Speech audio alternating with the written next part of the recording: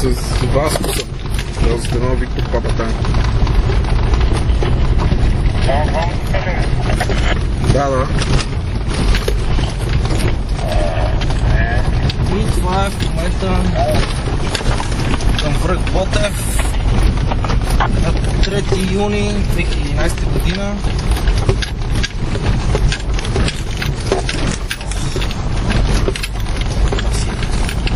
Надморска височина 1655 метра. Не знам виждали се. И долу в дъното се вижда... Какво се вижда долу? Не се вижда дъното. Я чай малко да спра.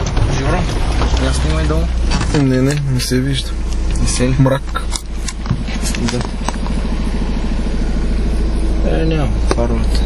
По-бавничко. Давай, спира.